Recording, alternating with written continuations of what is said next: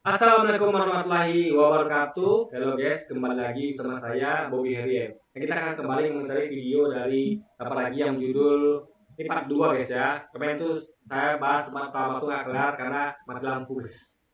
Makanya sambung part 2 gitu kan. Dan lagi ini emang akan jadi video panjang gitu kan. Karena ini tak berapa 1 jam gitu guys. Oke, nggak tahu nih, kita mungkin sampai berapa part gitu kan. Jadi kita komentar aja guys ya. Judulnya itu adalah Zelda Putri Agustan akhirnya mengungkapkan apa yang sedang terjadi.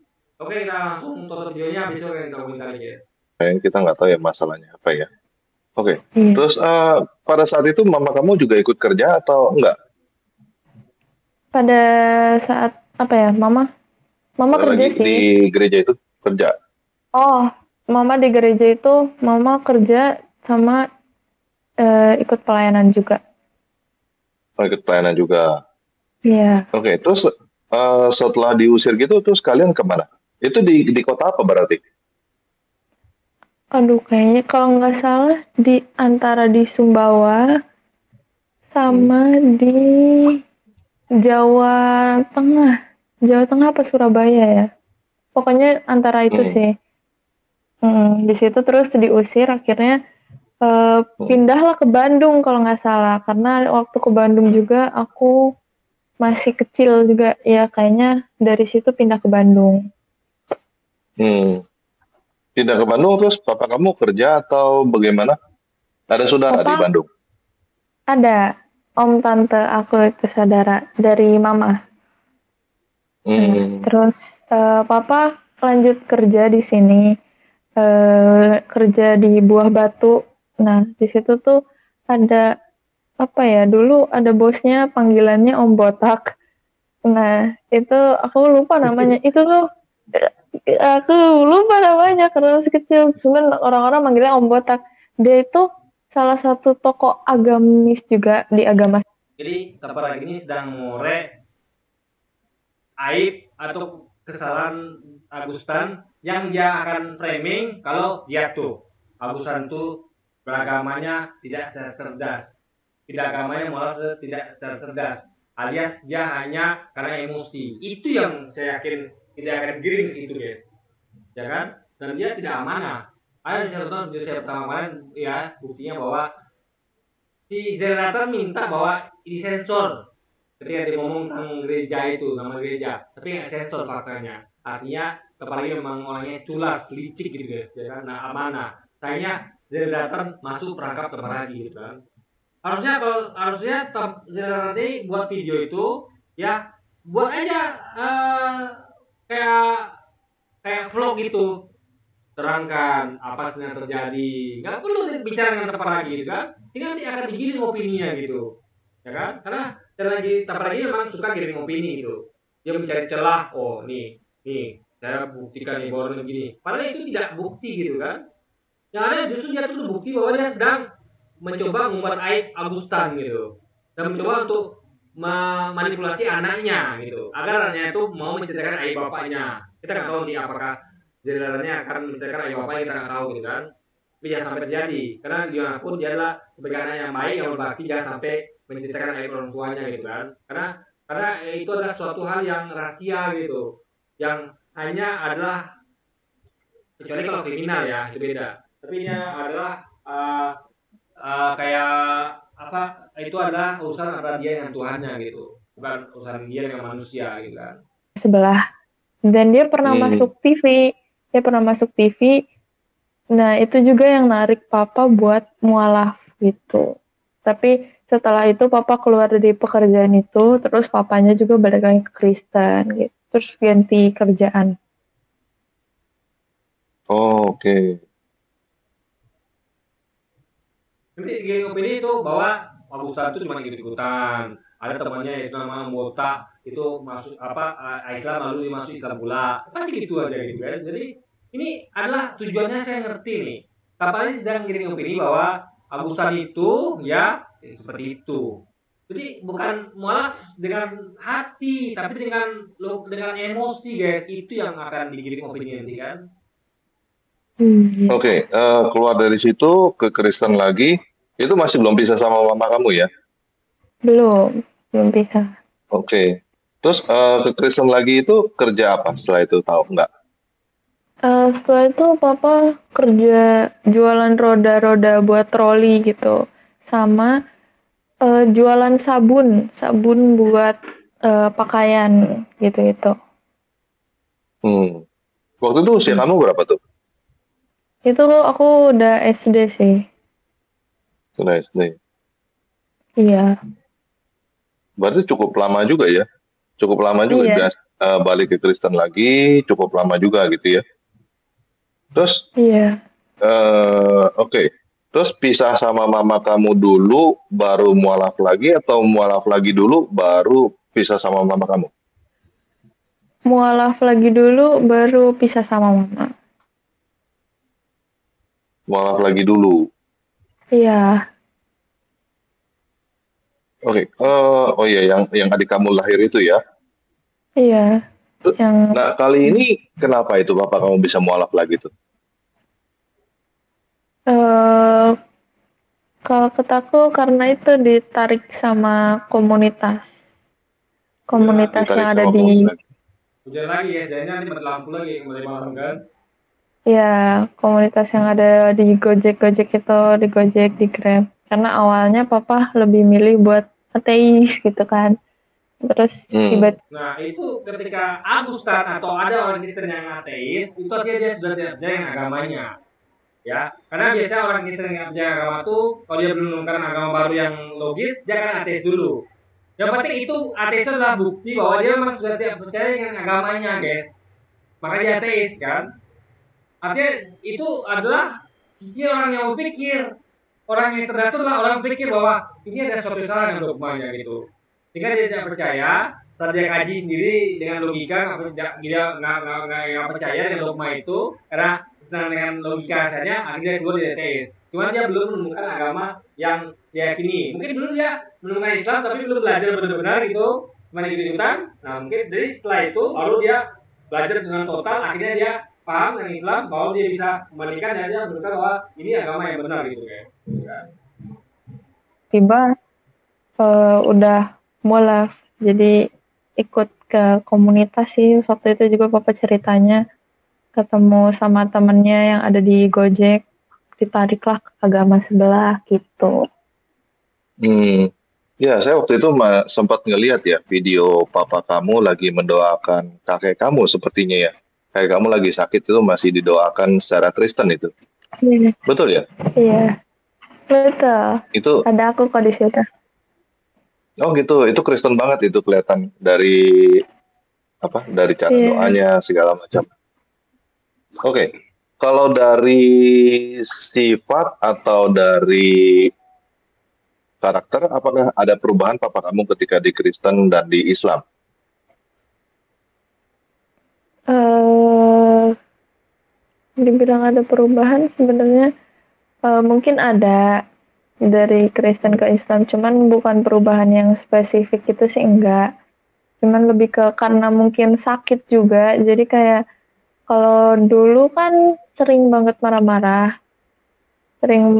temperamennya tuh susah diatur. Nah, sekarang itu berkurang karena mungkin itu juga karena sakit jantungnya kan.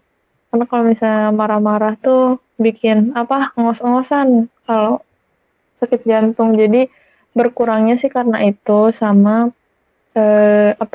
ya kadang karena bikin konten jadi kelihatannya kayak nggak marah-marah gitu.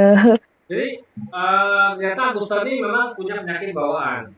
Ini bukan karena dia tuh sakit tuh meninggal tuh bukan karena dia menghina kita, bukan ya. Memang dia memang sakit, udah penyakit bawaan dan memang sakit kita itu. Artinya terbantahkan tuduhan bahwa dia itu meninggal itu sakit karena menghina kita. Itu terbantahkan gitu guys. Ya di belakang kameranya ya gitu, gak sesuai lah. Gimana maksudnya nggak sesuai gimana? Iya, jadi kayak kan kalau misalnya di konten-konten yang kayak di Ayah Sofia kan kayak kesannya tuh kayak akunnya juga mau gak mau ikut ngeyain kan, kayak papa ngomong keluarganya baik, hubungan anak sama istrinya baik gitu. Tapi kan kenyataannya tuh nggak sesuai, cuman karena buat konten, jadi kayak ya udah iya aja gitu. Hmm, ya ngerti. Di konten mesti tampil strong ya, mesti tampil kuat gitu ya. Iya, Di iya. belakangnya nggak begitu. Iya, oke. Mm-mm. Sama kita lagi di konten dia tampil kayak kartun gitu kan. Ya, tampil kayak kartun gitu. Walaupun orangnya ada gitu kan. Lalu tampil kayak orang cerdas. Ya kan dia sering tuh buat tuh tentang si Abdul tuh ya, Abdul yang digambarkan sebagai orang bodoh ya, misalnya bodoh. Itu ya, ini apalagi yang parah guys, ya berpura-pura sebagai orang cerdas, ya, dan kita yang mau Islam itu diwakili oleh si Ustaz Abdul sebagai orang yang bodoh, padahal faktanya dia yang bodoh guys ya kan. Terus kalau sering marah-marahnya itu sejak kapan itu Bapak kamu? Apakah memang dari kecil tabiatnya suka marah-marah atau belakangan ini atau gimana? Dari aku kecil juga udah suka marah-marah. Oh, oke, dari kecil. Ya, Ya, saya juga pernah dengar sih dulu kayaknya dia kepahitan lagi masih kecil, lagi papa kamu masih kecil. Pernah tuh saya dengar videonya ya, dia bilang dia kepahitan sama kakaknya karena angpaonya diambil. Itu saya pernah iya, dengar itu. Itu benar ya? iya. Aduh, kurang tahu sih aku soalnya jarang kontak-kontakan sama kakaknya papa sama empat jarang. Jadi aku kurang tahu. Oh, Cuman kalau dari mama sama dari om yang satu sekolah Alkitab katanya emang dari waktu sekolah Alkitab juga udah suka marah-marah, udah temperamen. oke, temperamennya. Ketika papa kamu bikin konten-konten itu sama teman-temannya yang di seberang sono begitu, perlakuan mereka sebenarnya bagaimana sih? Apakah mereka memang, kalau soalnya kalau misalnya saya lihat dari video-videonya, sepertinya papa kamu diperlakukan baik ya sama teman-temannya yang di seberang sono. Apakah memang real seperti itu atau di belakangnya sebenarnya enggak gitu? Misalnya kemarin itu kan dilihat tuh langsung dikasih getepok, dikasih duit langsung gitu, kan ada tuh. Apakah memang Hmm, begitu atau sebenarnya enggak atau gimana? aduh, gimana ya? Sebenarnya kalau dari pandangan aku sih apa ya? Ya, dibilang baik ya mungkin karena satu komunitas, satu tujuan juga kali ya. Kan kita nggak pernah dengar Abu Ustaz marah-marah sama orang Islam gitu kan, nggak pernah kan. Jadi dia kan orang emosian dan akan langsung menunjukkan emosinya. Artinya dia tidak ada masalah dengan orang Islam. Masalahnya hanya kepada orang Kristen guys. Karena memang dia mengalami masa lalu atau masa sekarang yang buruk dengan orang Kristen. Makanya dia marahnya kepada orang Kristen gitu. Dan itu adalah manusiawi kan. Ya, jadi baik cuman kayak apa ya? Beberapa kali juga kadang aku dengar kayak ya obrolan yang mereka lagi obrolin apa ya itu kayak bermuka dua gitu deh. Jadi kayak ya kalau di depan ya kita berusaha buat baik gitu, tapi kalau di belakangnya enggak. Ya kayak saling ngomongin juga. Jadi tapi kalau ketemu kayak gitu tuh kayak yang emang kayak yang asik, baik, gini-gini. Cuman kayak waktu aku gak sengaja denger papa lagi ngobrol sama yang lain tuh kayak ya ngomongin juga yang lain gitu. Jadi kayaknya gak, Hmm, hmm, hmm. gak sesuai sih sama apa yang di... Begini, yang didengar papanya itu adalah mungkin pembicaraan lain itu adalah mungkin semacam kritik. Bahwa mereka tuh punya sebagai teman itu kan harus saling menasihatin gitu kan. Itu hal wajar. Bahwa mungkin mereka ini sedang membicarakan temannya adalah untuk memperbaiki kelakuan temannya. Itu justru baik kan gitu. Ini gimana teman kita nih? Dia begini. Kayaknya dia salah deh gitu. Itu kebaikan. Daripada diam saja atau gimana kan. Jadi ini adalah yang penting faktanya Ustaz tidak pernah marah-marah sama teman Islamnya. Itu yang penting.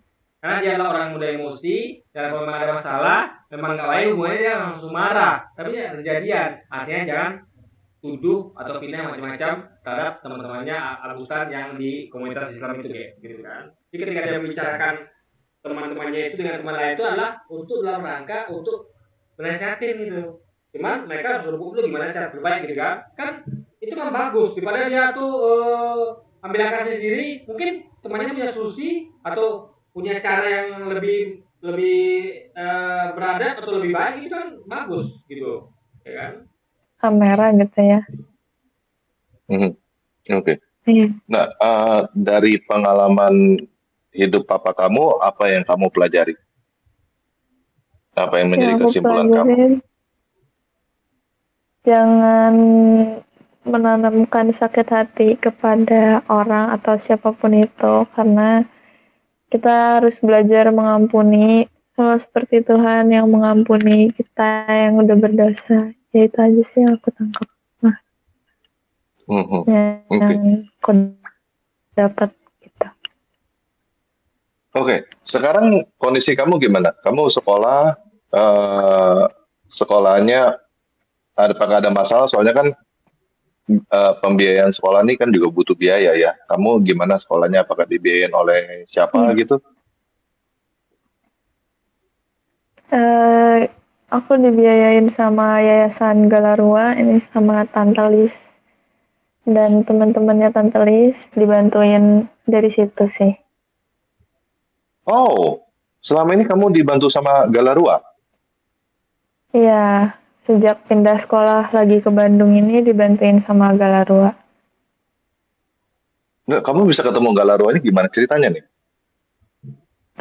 Jadi awalnya kan aku sekolah di negeri yang ada di Sukabumi, dan terus aku nggak nyaman karena ada satu guru agama, jadi kayak tahu tentang papa, cuman kayak diomonginnya tuh nggak tahu tempat gitu, diomonginnya di depan teman-teman, yang bikin teman-teman tuh akhirnya kepo terus nanya-nanya. Dan akunya risih ditanya-tanyain kayak gitu. Terus guru agama ini juga kayak tiap ketemu nanyanya itu terus ngebahas. Entar. Ada aneh dengan Zildatan. Dia nggak risih ketika tanya oleh Taparagi. Tapi ketika yang nanya adalah guru agama itu kok dan teman-temannya kok ya risih gitu. Aneh guys. Makanya nggak mungkin ini anak mungkin masih terlalu lugu dan polos mungkin ya. Kok aneh sekali. Taparagi yang nanya dia nggak ada masalah gitu. Teman-temannya sendiri, gurunya nanya, dia risih. Aneh guys. Bahasnya itu terus. Akhirnya aku nggak nyaman, terus aku ngechat lah ke Om Pauzang sama Tante Ana, kayak minta tolong gitu, Tante kira-kira boleh nggak aku pindah sekolah, soalnya di sini kurang nyaman tuh. Terus akhirnya Tante Ana ngarahinnya ke Yayasan Galarua sama ke Tante Lis ini gitu. Boleh tahu apa yang mungkin caranya mungkin ya mereka ini nanya terus menerus gitu. Tapi harusnya kan Ziltan ini terbuka kayak ini kenapa dia mau terbuka gitu kan? Kenapa sama teman-temannya sendiri dan gurunya nggak terbuka dia? Itu loh masalahnya guys. Tapi mungkin ini masalah pasar juga ya. Mungkin si Ziltan karena mungkin dia masih lebih cocok dengan Paragi, padahal dia adalah sedang berhadapan dengan orang yang tidak amanah, yang saya sampaikan tadi kan, orang yang berbahaya, yang licik dan culas. Harusnya jadi Zidane ini belum mampu dia memilih guys. Siapa kawan, siapa lawan dia belum mampu memilih gitu. Orang yang harusnya dia hindari kita peragi, justru dia temui. Orang yang harusnya dia tidak lari dari situ yaitu teman-temannya dan gurunya malah dia hindari. Ini bukti bahwa memang Zidane masih belum bisa memilah orang baik dan tidak baik guys ya. ditanyain sampai kamu nggak nyaman gitu? Tanya terus-menerus itu tanya apa itu? Iya, kayak nanya, kan waktu kemarin ini papa sempat kena kasus yang kentutin Alkitab itu kan. Nah, si guru agamanya tuh kayak nanya, itu beneran yang dikentutin tuh Alkitab, gitu-gitu. Nah, habis itu kayak, tapi ditanyanya di depan teman-teman, terus kayak akhirnya teman-temannya tuh kepo, terus kayak nanya kayak, emang channel YouTube-nya apa, Pak? Gitu-gitu ya. Akhirnya mereka tuh kayak pengen nyari-nyari di YouTube gitu. Yang awalnya nggak tahu apa-apa jadi tahu gitu kan. Terus akhirnya aku ditanya-tanyain, terus kayak beberapa dengar dari teman-teman juga kayak ada yang ngomongin akunya juga, terus kayak ngeganggu aku gitulah, makanya aku nggak nyaman gitu. Oke. kamu marah sama saya gak, Zelda? Kan Enggak gimana sih. pun juga kayaknya papa kamu kan melakukan itu kalau nggak salah gara-gara dia marah sama saya ya, kalau nggak salah ya. Iya, Betul ya? iya Eh, katanya begitu. kamu marah sama saya nggak? Maksudnya nyalain saya atau gimana gitu? Enggak sih, Enggak. karena Oke. emang papanya juga salah. Jadi ya udah. Hmm. Papanya salah tapi tetap lagi nggak salah gitu. Sama-sama salah lah. Jujur kita akui, tindakan Agus satu nggak bisa dibenarkan. Meskipun itu bukan Alkitab, tapi hanya cover, tapi nggak boleh begitu. Tapi pemicunya tambah lagi. Harusnya Zidane itu bisa berlaku objektif gitu. Bahwa keduanya sama-sama salah. Tapi perlu diingat, kesalahan papanya adalah akibat reaksi dari kelakuan tambah lagi. Itu jadi Zidane harus mengerti bahwa penyebab mama begitu adalah tambah lagi. Harusnya dia marah sama tambah lagi. Ketika papanya itu dikepoin di sekolah karena perbuatan yang diduga mengenai kita tua dilakukan itu dan marah, siasat dia ngerti bahwa itu adalah efek dari perbuatan apa lagi gitu loh. Jadi ini terbukti memang tadi memang anak yang polos, lugu guys. Dia belum bisa membedakan mana yang baik dan buruk dan mana yang harusnya disampaikan dan tidak disampaikan gitu kan. Dan pada siapa dia harusnya ngomong gitu atau memilih teman dan lawan dia belum paham gitu guys. Papa kamu pernah ngomong tentang tanpa ragi atau sering ngomel gitu? Oh tanpa ragi gini gitu. Sering ya? Apa enggak? Lebih ke teman-temannya sih, ke teman-temannya kayak ya saya marah besar karena kemarin ini video tanpa ragi itu buat saya emosi naik darah banget paling gitu. Tapi ke teman-temannya, kalau ke aku tuh gak pernah ngebahas kayak gitu tuh, gak pernah. Paling kayak apa lebih ke sedih aja sih karena keadaannya sekarang tuh waktu itu tuh kayak udah nggak berdaya, udah nggak bisa apa-apa, jadi nggak ada ngomongin tanpa ragi gitu nggak. Oke. Terus itu apa? Terakhir-terakhir saya pernah dengar dari papa kamu ada ngomong sama teman-temannya bahwa kamu diperlakukan tidak baik di sebuah gereja, diperlakukan Hmm, tidak senonoh gitu. Itu benar nggak apa enggak? nggak benar. Nggak benar. Nggak benar karena apa namanya, waktu itu tuh apa posisinya kan aku lagi sering berantem sama papa. Nah Oh. terus kayak ya akhirnya aku tuh mengeluarkan statement itu gitu. Yang aku pikir kayak bakalan bikin papa lebih ngerti aku, ternyata enggak, salah. Terus akhirnya malah kemana-mana, terus sampai bawa-bawa ke temennya segala macam. Ya gitu deh, sampai manggil-manggil pengacara, terus maksa aku buat jujur. Oh, kamu beranteman apa sama papa kamu emangnya? Berantem soal, jadi kan di rumah tuh kan pada sakit semua. Istrinya papa Hmm. yang baru juga sakit kan, sakit Hmm. kanker, papa juga stroke. Nah, dari posisi itu aku sekolah, aku harus ngurusin semuanya gitu, jadi kayak pulang ke rumah harus ngurusin papa, harus masak. Nah kadang tuh kayak mungkin karena papanya emang lagi sakit jadi butuh diperhatiin lebih, cuman akunya juga capek kayak harus ngurusin semua karena aku juga dulu ngebantuin jualannya papa kan, jualan madunya papa, sama aku juga ikutan jualan keripik. Nah kadang pulang sekolah aku langsung tidur sampai kayak malam gitu, terus kayak biasanya tuh papa ngerasa papa tuh nggak diperhatiin, akhirnya papa marah, terus aku ke sebelah tuh langsung dimarah-marahin, langsung dibentak-bentak gitu. Kayak kamu ini orang tua lagi sakit, nggak ada perhatian-perhatiannya, tidurnya sampai malam udah kayak mau latihan mati katanya gitu. Dan kan kayak ya gimana posisinya, aku capek mau gimana lagi gitu. Nih guys ya, mungkin gini. perbedaan antara orang tua dan anak itu kadang memandang suatu masalah itu beda ya. Gini, misalnya masalahnya mungkin bagi kita orang tua ada orang yang melakukan anak kita yang senonoh itu beda dengan anak kita. Mungkin masa itu biasa saja gitu kan. Nah, mungkin dia belum paham gitu bahwa ada bagian-bagian tertentu di tubuhnya itu nggak boleh disentuh laki-laki misalnya. Kita kan orang tua itu kan sensitif daripada anak gitu. Kita ngerti ini nggak boleh harusnya nih gitu kan. Bagi dia mungkin karena pergaulannya mungkin sudah terlalu jauh atau apa gitu, dia ngerti bahwa itu nggak boleh sebenarnya gitu kan. Bagi kita cuma salah gitu. Ini adalah dari sudut pandang gitu, ya kan. Jadi saya meyakini bahwa orang tua itu ada lebih sensitif dan lebih mengerti tentang arti perbuatan tidak senonoh dibandingkan anaknya gitu. Penting nggak? Contoh, ada anak yang pacaran dengan pacarnya, tapi mereka tuh berhubungan terlalu jauh gitu. Bagi kita adalah perbuatan tidak senonoh. Kenapa? Karena masih pacar tapi belum nikah, belum ada hak gitu. Itu bagi kita perbuatan senonoh. Bagi dia tidak, itu kan pacar saya. Boleh saja dong. Ini pandangan orang tua tentang nggak senonoh kan anak itu beda, guys. Orang tua akan lebih merupakan keamanan, keselamatan anaknya. Anaknya kalian tidak begitu. Yang penting happy gitu kan. Orang tua tidak. Orang tua tidak memikirkan happy anaknya, tapi keselamatan anaknya. Jadi itulah.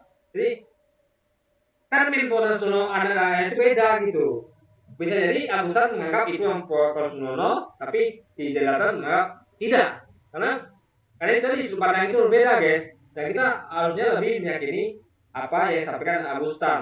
Karena dia yang lebih merasa lebih logis untuk mengerti tentang keamanan anaknya dibandingkan anak sendiri gitu kan. Karena juga toh anaknya masih lugu dan polos gitu kan. Belum lagi aku juga harus ngebagi waktu sama sekolah gitu kan, jadi ya gitu kadang suka berantem karena itu, terus karena sakit juga jadi kayak hal-hal sepele tuh kita tuh jadi gede banget gitu, makanya sering berantem tuh. Saya cek ini videonya seberapa nih.